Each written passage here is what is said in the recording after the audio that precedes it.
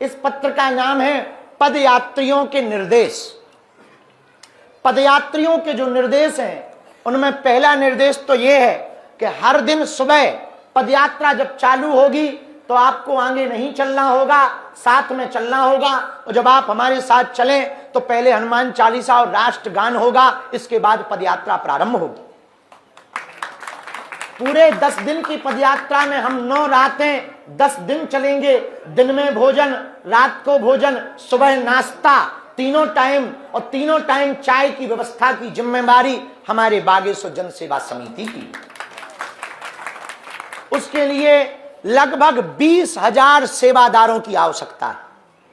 उसकी तैयारी चल रही है। आप यदि सेवा करना चाहो, आपका मंडल सुंदरकांड मंडल या दिल्ली मंडल या फिर रामलीला मंडल या फिर ग्रेटर नोएडा वाला मंडल या मंदिरों वाला मंडल या फिर जो है बुंदेलखंड मंडल, कोई एक सेवा लेना चाहे तो अपना नाम, अपनी व्यवस्था की जिम्मेवारी आप इनको बता सकते हो। उसका कार्ड बना करके चाय वितरण की सेवा, बसों की सेवा, एक सबसे बड़ी दिक्कत आनी है, लोग बैग लेके आएंगे, उसके लिए लगभग 10 ट्रक की व्यवस्था करवा रहे हैं।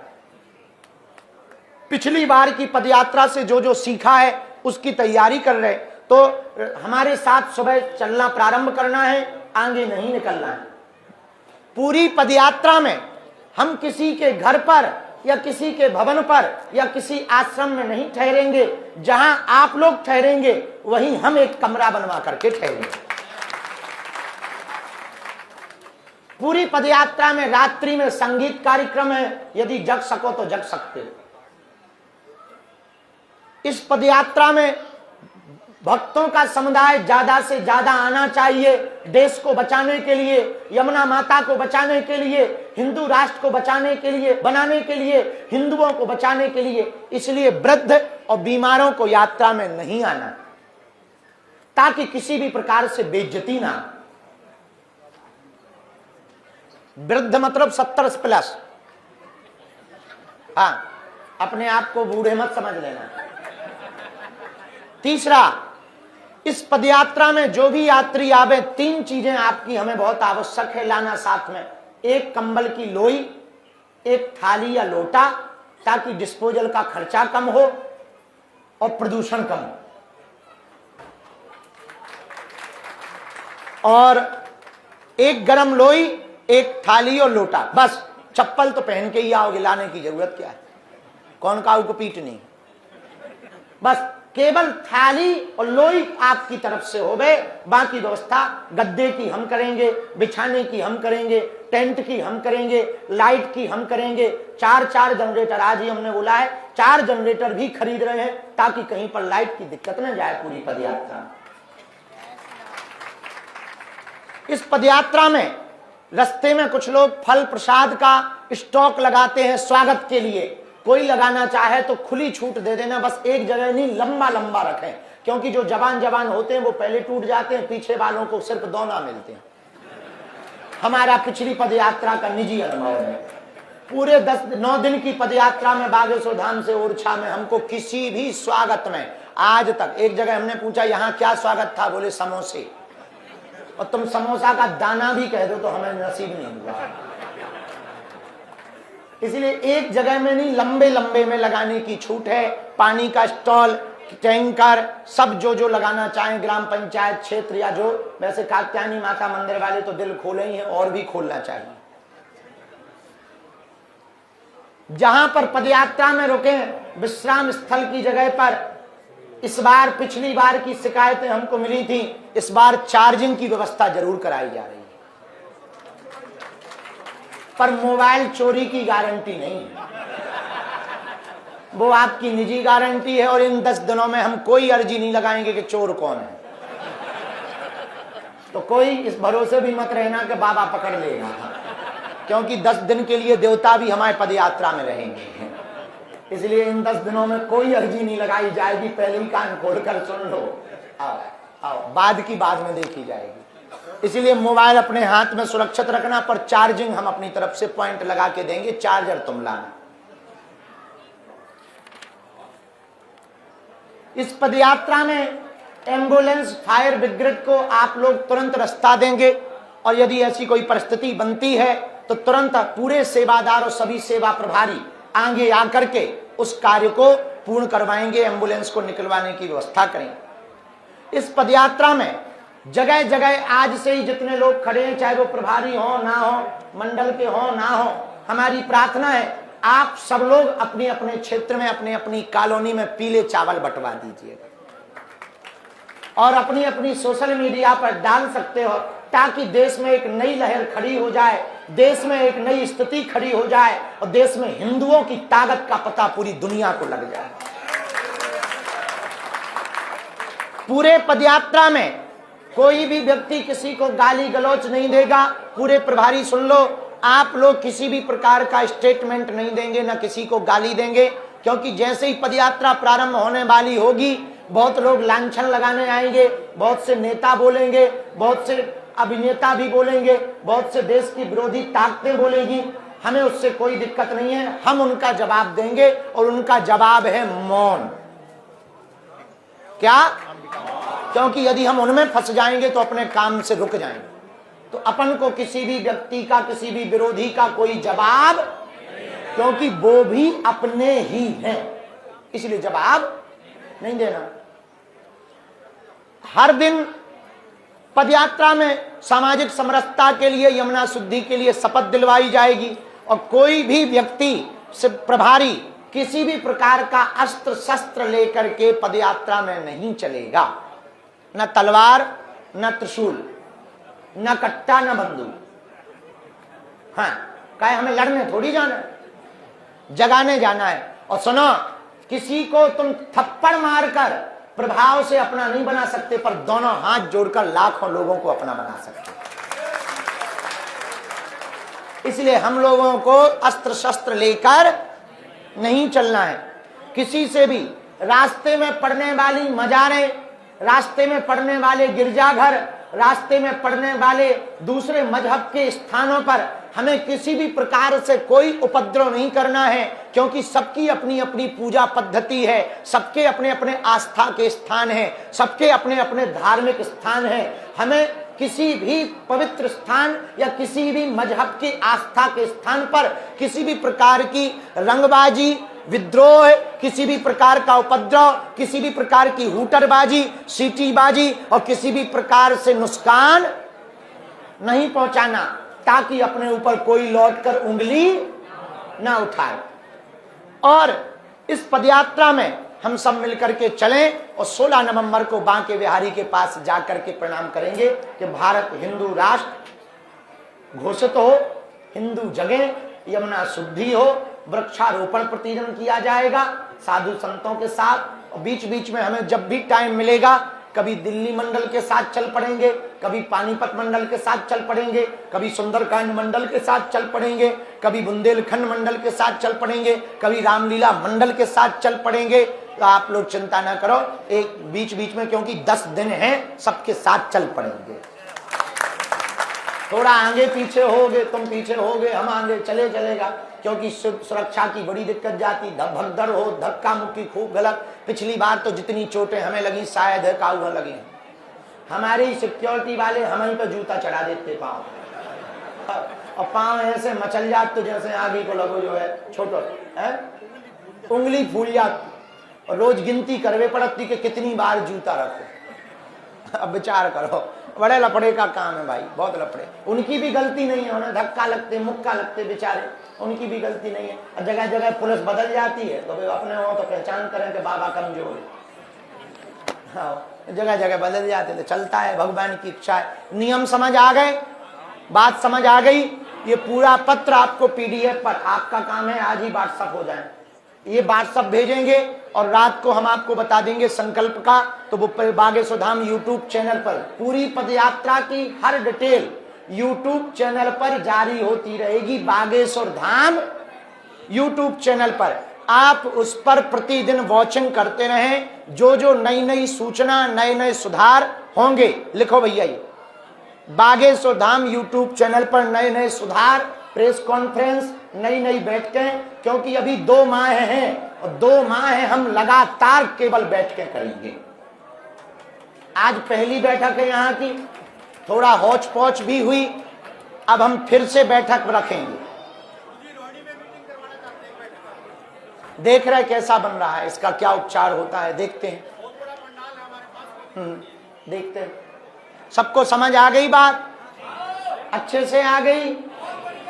हाँ, तो ही भरा आई न कटा समझ में के मूसल चंदा है। अब पता लगे उभर हो कह रहा बाकी ना कह तो पता लगे। अच्छा, नेताओं का यही में तो कई नेताओं का बेड़ा गर्क हो जाता है। एक कह देता अरे जिंदाबाद, नेताओं को लगता है जिंदाबाद है, लेकिन जब बाद में रिजल्ट निकलता तब वो मुर्दाबाद हो जाते हैं। क्योंकि एक दो के भरोसे नहीं रहना चाहिए, जब सब बोले तब समझना चाहिए कि हाँ काम पक्का है। आओ समझ गए ना कटा? हाँ, अब बांग्लादेश में एक घटना सुनाएंगे हम आपको, आपकी रूह कांप जाएगी यदि तुम्हारे अंदर हिंदुत्व का खून होगा तो। कल हम और राजू दास जी ने हमको वो बात सुनाई मंच पर। 200 महात्मा थे, 9 साल की बच्ची से 29 लोगों ने बलात्कार किया। मां चिल्लाती रही बीच चौराहे पर कि तुम्हें गंदा कृत्य करना है तो मेरे साथ कर लो, पर बच्ची को छोड़ दो। पर उस बच्ची के ऊपर 29 लोगों ने इसलिए बलात्कार किया क्योंकि वो बच्ची हिंदू थी। वो दिन दूर नहीं जब तुम्हारी बच्चियों पर यह आक्रमण होगा। आज तुम्हारी यमुना गंदी है, आज रामचरितमानस को जलाया जा रहा, आज मंदिरों पर उंगली उठाई जाती, राम के राज्य में, राम के राष्ट्र में राम के होने का सबूत मांगा जाता, और तुम अभी भी चुप हो। हम अपनी लड़ाई नहीं लड़ रहे। हमको ना तो देखो नेता बनना है, ना किसी पार्टी को वोट दिलाना। हमारा एक ही ध्येय है, हिंदू बच जाए। लेकिन इस रास्ते में जितनी विपदाओं को हम भोग रहे हम जान रहे, जितनी आफतों को हम भोग रहे हम जान रहे, लेकिन हम सिपाही की तरह जब तक मृत्यु नहीं आएगी तब तक हम हिंदुओं के लिए लड़ेंगे। माना हमारी लड़ाई तलवारों की नहीं है, हमारी लड़ाई विचारों की है। हम विचारों से हिंदुओं को एक करना चाहे। हम ये नहीं कह रहे कि तुम अपने जाति छोड़ दो, हम सिर्फ ये कह रहे तुम जाति अभिमान छोड़ दो।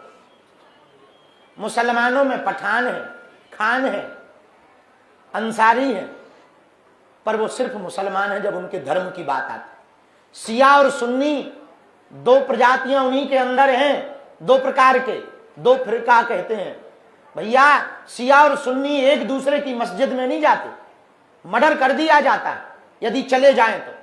इतना कट्टरता है, इतना जातिवाद है, लेकिन उनके धर्म पर जब भी बात आती है तो वो शिया अपने आप को भूल जाते, सुन्नी अपने आप को भूल जाते, वो सिर्फ मुसलमान बन जाते। ये सीखना है हम लोगों को। हमारी मुसलमानों से लड़ाई नहीं, हमारी ईसाइयों से लड़ाई नहीं। वर्तमान में तो जो हम लड़ाई लड़ रहे हैं वो हिंदुओं से ही लड़ रहे हैं, जिनको सेकुलरिज्म का कीड़ा काट रखा। इसलिए आज हम एक बात पूछने आए हैं दिल्ली। कल हमने वृंदावन में भी संतों के पास पूछने ही गए थे, क्या हमें ये पदयात्रा करनी चाहिए? क्या हमको हिंदू जगाना चाहिए? क्या हम लोगों को एक होना चाहिए? एक बात बोलें, यदि हम ये करेंगे तो पहले ही आज कह देते, बाद में मत कहना। बहुत कुठाराघात होंगे हम पर, बहुत षड्यंत्र होंगे। सुनो, बहुत षड्यंत्र होंगे, आरोप लगाए जाएंगे, तरह तरह के षड्यंत्र किए जाएंगे। हमें मृत्यु का डर नहीं है, एक बात का डर है, हमारे द्वारा या हमारे आसपास रहने के द्वारा, लोगों के द्वारा कोई ऐसा कृत्य ना हो जाए कि हिंदुओं को नीचा देखना पड़े। हमको अपना 1% भय नहीं है, लेकिन साजिशों की ताकतें इतनी प्रबल हैं। एक बात हम आज तुम लोगों से भीख मांग रहे, और हमारी भीख हमको दे देना। हम किसी को जवाब नहीं देंगे, वो जवाब तुम्हें देना पड़ेगा। और हमको ना तो सोशल मीडिया पर चाहिए आप, ना फोटोबाजी में चाहिए, हमें सिर्फ, ना हमें आपका सपोर्ट चाहिए, ना वोट चाहिए। आप अपने लिए खुद सपोर्ट करें कि आप हिंदू हैं, और 24 घंटे में 1 घंटे का समय हिंदू राष्ट्र के लिए निकाला।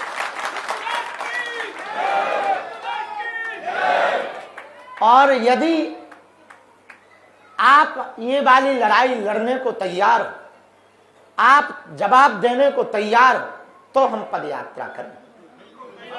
नहीं तो अभी भी कुछ नहीं बिगड़ा, क्योंकि पिछली यात्राओं में, पिछली बैठकों का अनुभव है। कई लोगों ने हमसे कह दिया, बाबा तुम चिंता ना करो, हम ऐसा कर देंगे, हम ये कर देंगे, वो कर देंगे। बाद में पता लगा ऐसी हालत हो गई कि हमें रातों रात मुसीबत आ गई, वो लोग पीछे भग गए, फोन नहीं उठाए। सही बता रहे हैं। हाँ, उनका कोई काम आता था और उन्हें आशीर्वाद लेना हो, चमत्कार देखना हो, या कोनो भूत ऊत खेलन लगे या कछु, तुरंत अरे बाबा। और हमारी जब हमको कहा कि भाई पद यात्रा है, आप ऐसा कर देना, इतनी सी थोड़ी सी सहायता कर देना, या हमारे साथ चल पड़ना, वो आए तो फोटो खिंचाए चले गए। बुरा ना मानना, हमारी बहुत विनम्रता पूर्वक प्रार्थना है, हमें धन की आवश्यकता नहीं है। इस पदयात्रा में कोई भी आपसे 1 रुपया मांगे, हमारी आज घोषणा है, किसी भी पदयात्रा में, धाम के किसी भी कार्य में भगवान की कृपा से सब चल रहा है। हॉस्पिटल वाले काम को छोड़कर बाकी हमको कहीं पर भी आपसे धन की आवश्यकता नहीं है। पदयात्रा में हमें आपसे आर्थिक सहयोग नहीं, तन और मन का सहयोग चाहिए।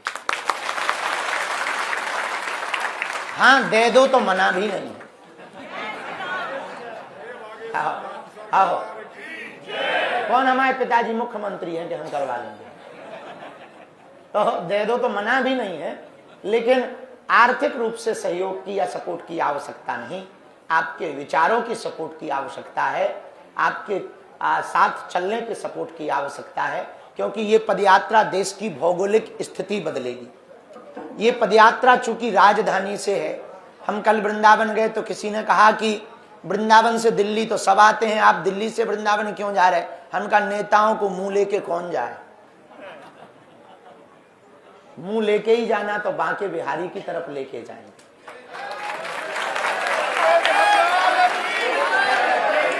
क्योंकि ये राजनीतिक नहीं, आध्यात्मिक यात्रा है। इसलिए दूसरी बात, इस पदयात्रा का मुख्य उद्देश्य सामाजिक समरसता, यमुना की शुद्धि, ताकि यमुना का जल फिर से बांके बिहारी पर चढ़ने लगे। भगवान ठाकुर जी यमुना जी के जल से स्नान करते हैं। यमुना की शुद्धि, सामाजिक समरसता, हिंदुओं की एकता, ब्रज रज को बचाना, मथुरा में पुनः ठाकुर जी का भव्य मंदिर बनवाना,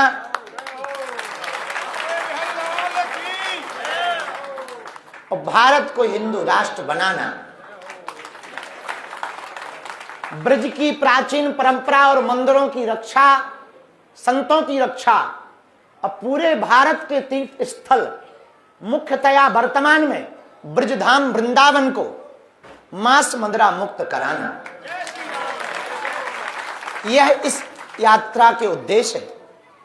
और अंतिम उद्देश्य थोड़ा खतरनाक है, कई लोगों को मिर्ची लगेगी, पर लगे, हमको टेंशन नहीं। मंदिरों में, मस्जिदों में, गिरजाघरों में राष्ट्रीय गान बजाया जाए।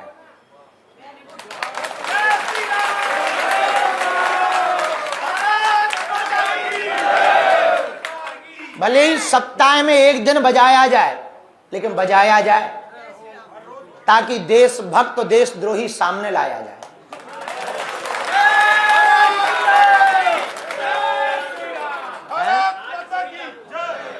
हम भारत के बने, हम चाहते हैं इस देश में हिंदू मुसलमान ना हो, हम चाहते हैं इस देश में जातिवाद ना हो, हम चाहते हैं इस देश में क्षेत्रवाद ना हो, हम चाहते हैं इस देश में भाषावाद ना हो।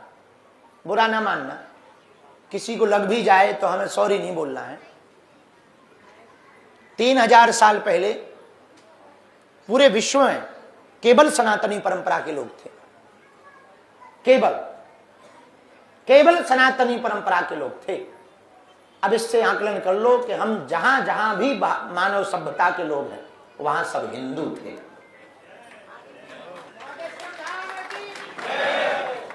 दूसरी बात,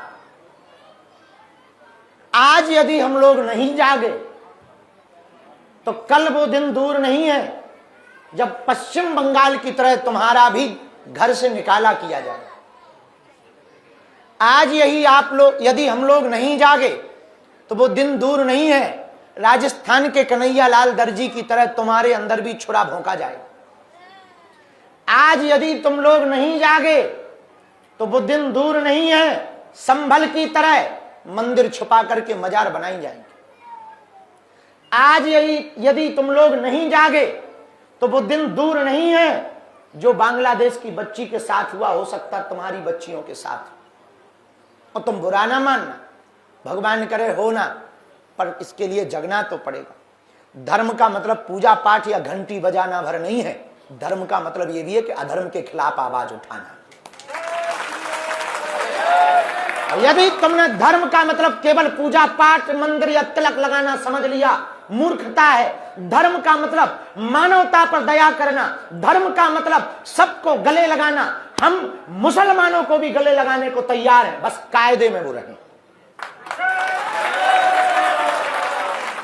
वो भी इंसान हैं, हम उनका बुरा नहीं चाहते, उनमें भी मनुष्य हैं, हम उनका बुरा नहीं चाहते। ईसाइयों का हम बुरा नहीं चाहते, हम तो पाकिस्तान तक का बुरा नहीं चाह रहे।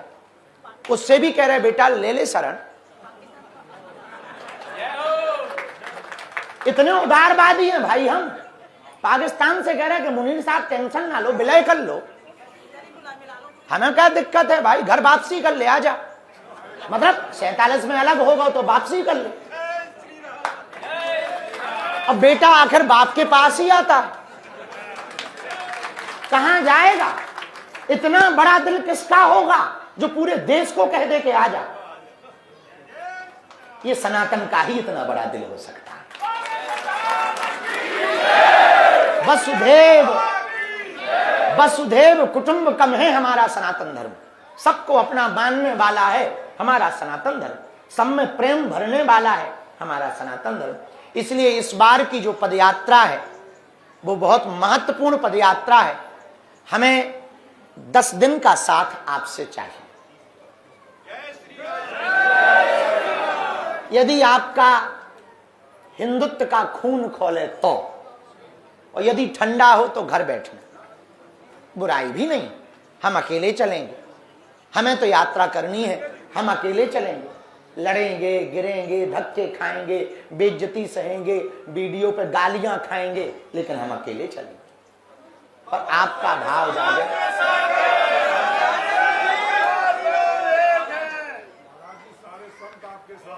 जय हो महाराज।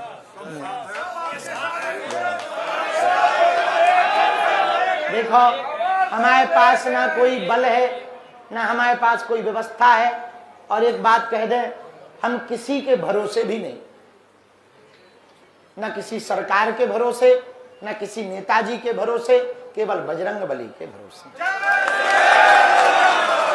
हमारा बल साधु संतों का आशीर्वाद, बालाजी की कृपा और आप लोगों का साथ है, एक ही बल है। दूसरी बात, 7 तारीख से यात्रा प्रारंभ है, 16 को विराम होगी। कात्यायनी माता मंदिर से यहीं से ध्वज उठेगा। उसके लिए हम पूरे ट्रस्ट को धन्यवाद दे रहे हैं। पूरे दिल्ली के लोग, जितने भी मंडल के लोग आए हैं, अपने अपने काम लिख लो। सुंदरकांड मंडल अपना काम लिखे, हरियाणा वाले अपना काम लिखो, प्रधान जी तुम अपना काम लिखो। मीटिंग में आओ तो पेन कागज लेके आओ, निकालो। पेन कागज नहीं है, मोबाइल से लिखो और आज ही उसका पेपर बना करके कल उसका पेपर जन जन तक अपने अपने मंडल में पहुंचाना है। बुंदेलखंड सुंदरकांड मंडल वाले कहाँ हैं? लिखिए, पेन कागज निकालो। दिल्ली मंडल कहाँ है? चलो लिखो, पेन कागज लो। और कौन सा मंडल आया? पलवल, पानीपत। गौतम जी लिखो, पेन कागज नहीं लिया, ठलुआ बन के यहाँ। फोन पे अब कल ही पेपर छप जाए और कल ही बैनर छप जाए, आओ, नहीं तो हम तुम्हारे घर के बाहर फांसी लगा दें। बुंदेलखंड मंडल, हाँ आप बैठे, सुंदरकांड मंडल, और जो भाव रखते हो वो लिखो। रोहिणी मंडल आया है, हाँ रोहिणी मंडल लिख लो भैया। विंध्यवासिनी मंडल कहाँ है? शास्त्री जी का लिख लो। और रामलीला मंडल तुम्हारा ही है, चलो पेन कागज निकालो। मयूर विहार वाले, चलो लिखो। अब चूक ना जाइयो, प्रभारी जी के साथ सुंदरकांड मंडल की अभी बाद में फिर बैठक होगी। सबके नाम, नंबर, सब तक संदेशा और सबके कार्य। पहला कार्य मंडलों का अपने अपने क्षेत्र की, अपने अपने जगह की लिस्ट जमा करना है, कितने लोग पदयात्रा में साथ चलेंगे, क्योंकि उतना ही तो हमें राशन मंगाना है, उतने ही हमें गद्दे उठवाने, उतना ही बड़ा हमें टेंट लगवाना। कहना सरल है, झंझटें इतनी है। टेंट, राशन, पानी, रुकने की व्यवस्था, टेंट की व्यवस्था, गद्दों की व्यवस्था, कंबल की व्यवस्था, सबसे ज्यादा लफड़ा है सुलभ की व्यवस्था। खिलाना तो सरल है, नहलवाना बड़ा कठिन है, और सुबह वाला निस्तार करवाना बड़ा कठिन है। अब उतने ही मंगाने पड़े, 10 जगह मंगाना, 10 जगह टेंट लगाना, 10 जगह भंडारी बनाना, एक एक जगह पर 1-1 हजार भंडारी भोजन बनाए। 18 जगह भंडारा है, क्षमा करो, दोपहर का और शाम का। इसलिए आपकी लिस्ट हमारे लिए इसलिए जरूरी है कि हम आकलन तो लगा पाए कि पूरी कितने किलो बनवानी। तो पहला काम, अपनी अपनी लिस्ट 10 तारीख तक जमा कर दें। प्रभारी जी दिल्ली में ही है, कार्यालय कहाँ है? क्या कात्यायनी माता मंदिर वाले हमको 7 तारीख तक के लिए एक कमरा कार्यालय बनाने को दे सकते? हो गई? यदि आपको बुरा ना लगे और कष्ट ना हो गए, नहीं तो हमें अगल बगल कोई मकान क्रय करना पड़ेगा है? तो यहीं पर कार्यालय है, ताकि हमें कहीं जाना ना पड़े। हम कहते हैं यही हॉल दे दो, बाहर बैनर लगा दो, ये लोग बैठे रहेंगे, यहीं गद्दा डाल के सो जाएंगे। आप अपना काम भी करते रहना, अपनी टेबल पे और कुर्सी पे ये अपना काम चला लेंगे। तो कार्यालय भी यही है, सुंदरकांड मंडल भी अब यहीं बैठेगा, केंद्र के लोग भी, केंद्र मतलब बागेश्वर धाम के लोग भी यहां बैठेंगे, यहीं से सूचना जारी होगी, यहीं सबकी लिस्ट जमा होगी। फार्म भी भरना है। दूसरा, रोहित जी कहाँ हैं? आज थोड़ी ही देर में दूसरी बैठक में ऑनलाइन QR कोड हम जारी कर रहे हैं। पूरे देश के लोग QR कोड के माध्यम से घर बैठकर अपना रजिस्ट्रेशन कर पाएंगे, ताकि हम आपकी जांच कर पाएं कि हमारी पदयात्रा में कौन आ रहा है। पता लगे पदयात्रा है सनातनियों की, कौन बांग्लादेशी ना घुस जाए, पाकिस्तानी ना घुस जाए, रोहंगिया ना घुस जाए, और हम कर रहे अच्छे के लाने भी आके जो है उपद्रव कर दे तो पता लगे बाबा जी चले गए। हाँ, इसलिए QR कोड को जारी कर रहे हैं, उसमें आप अपना नाम, पता, आधार कार्ड भरना अनिवार्य है। और आपको यहीं से कात्यायनी माता मंदिर बागेश्वर धाम का जो ऑफिस बनेगा, इस ऑफिस से आपको सबको साथ में चलने के लिए हम अपनी तरफ से एक एक कार्ड देंगे, भले ही खर्चा हो जाए। उस कार्ड के माध्यम से आपके रुकने की व्यवस्था, भोजन की व्यवस्था, जल की व्यवस्था, मेडिकल की व्यवस्था धाम की तरफ से की जाएगी।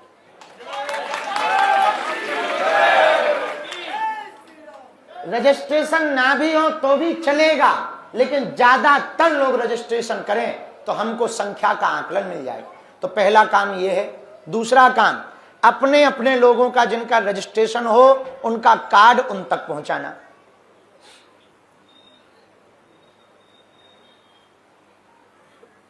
मोबाइल भी चालू रखना ताकि कोई बात छूट ना जाए।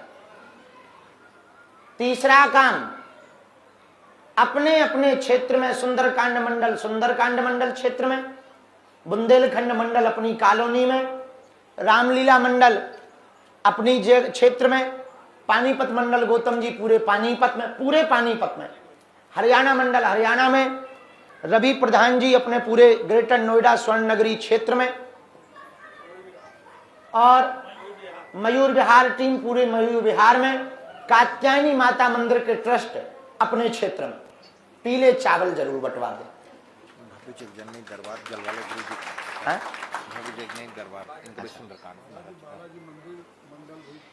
हाँ, बागेश्वर मंडल, बालाजी मंडल, रामा विहार वाले, आप सब अपने अपने क्षेत्र में पीले चावल बंटवा सकते हो।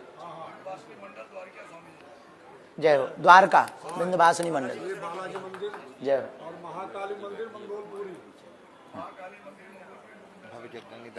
एक बार सब लिख लो नाम, अलग से फिर इकट्ठे बोलेंगे, अब लिख के दे दो। दूसरा, सभी मंदिरों में बैनर, सभी क्षेत्रों में बैनर, अपनी अपनी फोटो लगाने की अनुमति है।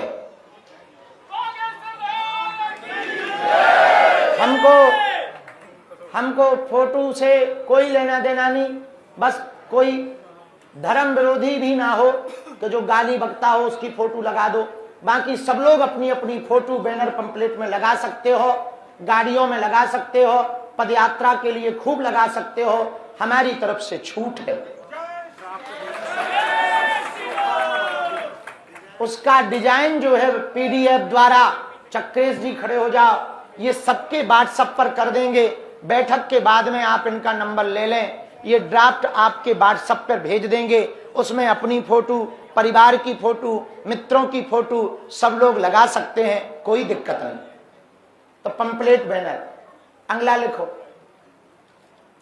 पदयात्रा के पूर्व में कम से कम 2 बैठकें अपने अपने क्षेत्र में सभी लोगों को करनी है और उसकी फोटो वीडियो धाम पर भेजनी है। सुंदरकांड मंडल सुंदरकांड की टीम को भेजेंगे, बागेश्वर मंडल वाले बागेश्वर धाम की मुख्य टीम को भेजेंगे, और साधु संत महंत मंदिरों वाले राजू दास जी महाराज जी को भेजेंगे। पूज्य राजू दास जी महाराज जी कहाँ हैं? खड़े हो जाएं। रोहित जी कहाँ हैं? अच्छा, डांटो उन्हें तरीका से। ये राजू दास जी महाराज जी साधु संतों की, सभी मंदिरों की जो भी फोटो वीडियो हो गए आपको पहुंचा देवे। यहां से बागेश्वर धाम चैनल के द्वारा पूरे विश्व में प्रसारित किया जाएगा। मंदिरों से हजारों लोग जुड़े हैं, लगभग सभी मंदिरों से, सभी महापुरुषों से, जितने संत मंच पे बैठे, बुरा ना मानना भगवान, आपका तो बहुत आशीर्वाद है हम पे। आपके ही केवल शिष्य भगत साथ चल दे में वही लाखों हो जाए।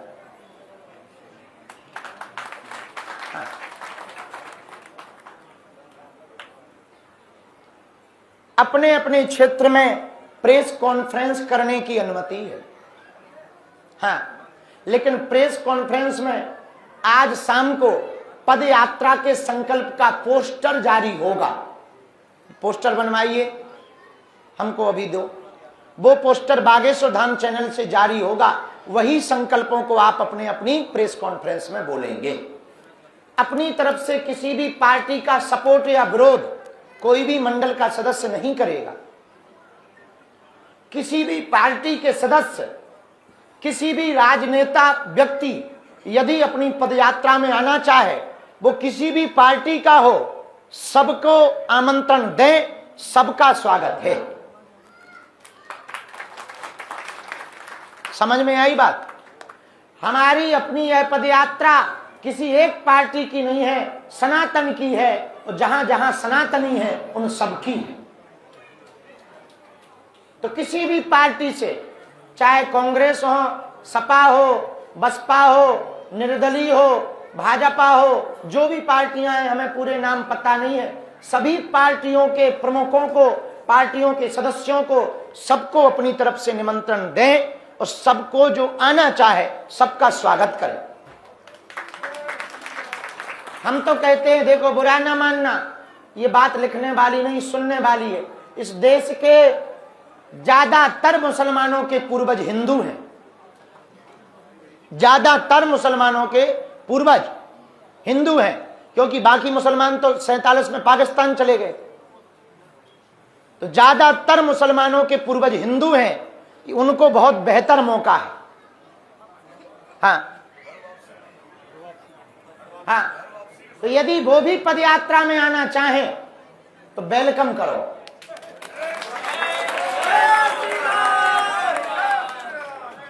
इतना उदार दिल सनातन का ही हो सकता। समझ गए बात का? हम कहेंगे कम, समझना ज्यादा।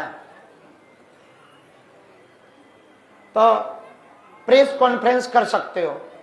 अंतिम बात, 7 तारीख के पहले 6 तारीख को रात को कात्यायनी माता मंदिर में सभी प्रभारियों का आना अनिवार्य है, बैठक के लिए, रस्सा पार्टी के लिए, सुरक्षा के लिए, और भंडारा वितरण का सबसे बड़ा चैलेंज होगा यहां।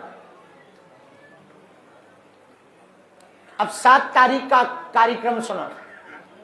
सुबह से हम यमुना पूजन करेंगे और यहां पर बाहर मैदान में हनुमान चालीसा और राष्ट्रगान के साथ पदयात्रा प्रारंभ होगी। कात्यायनी माता के दर्शन करके ट्रस्टियों को थोड़ी दिक्कत जाएगी, भीड़ होगी, धक्का मुक्की होगी। अभी से अपने अपने कवच बनवा लें और धक्का मुक्की सहने की आदत डाल लें, क्योंकि हमारे साथ हम यहां धक्का लगा तो आप तो आप ही हो। हाँ, हमारे कपड़ा फट, कई बार हमें लगन चीर हरण ना हो जाए। हाँ, ऐसी हालत में बड़ी मुश्किल से बच के निकल पाई।